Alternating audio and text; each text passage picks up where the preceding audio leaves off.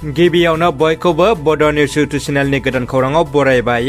नोंथांमोननि थाखाय बे समाव माखासे खौरां लाबोदों। भिडिअखौ जोबजासे नायलांनो दाबाव आरो चेनेलाव गोदानब्ला अन्नानै साबस्क्राइब खालामना बेल आइकनआ अलाव होनानै ला आरो भिडिअखौ लाइक कमेन्ट शेयार खालामनो गुरै खावलायबाय।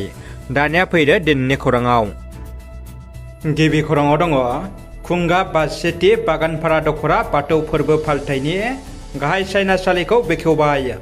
बागानपारा दख'रा बाथौ फोरबो फालिथायनि गाहाय सायनासालिखौ बेखेवनाय हाबाफारियाव बेखेवगिरि महरै बाहागो लायो बिटिसि आयेन आफादनि बुंथिगिरि खाथिराम बर' बिथाङा बाहागो लानानै सायनासालिखौ बेखेवना होयो। मख'नो गोनांदि दिनैनिफ्राय 20, 21, 22, 23, 24, 25 आरो 22 अक्ट'बर 2023 मायथाइयाव सानद'नि हाबाफारिजों गाजा गोमजा खुंफुंनो लादों खुंगा बासिति बागानपारा दख'रा बाथौ फोरबोखौ।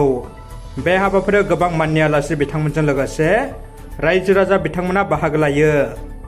स्वच्छता पखरा हाबाफारिजों लोब्बा लाखिनानै दाइटनि बानजायनायाव साखोन सिखोन सिबस्रांनाय हाबाफारि बानजायदों।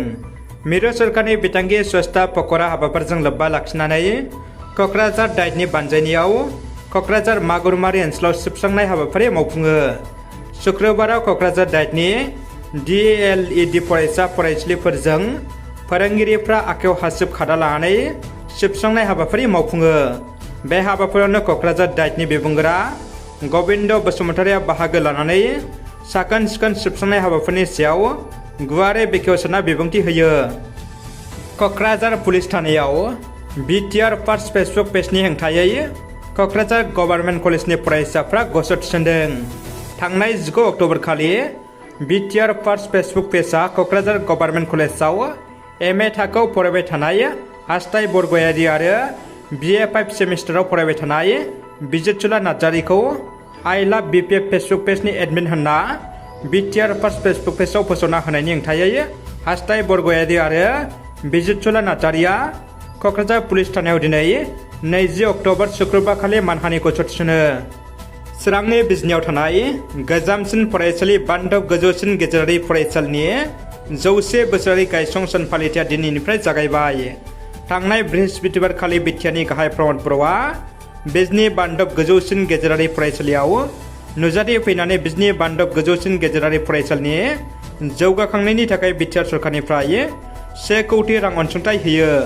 बिजनि बान्दब गोजौसिन गेजेरारि फरायसालिनि 100 बोसोरारि गायसंसन फालिथायजों लोब्बा लाखिनानै दिनै खुंनाय हाबाफारि बायदियै हारिमुआरि हानजा सुनाय हाबाफारिखौ बेखेवना होयो मिरु इउपिपिएलनि गाहाय नेहाथारि राजु नार्जारि बिथाङा।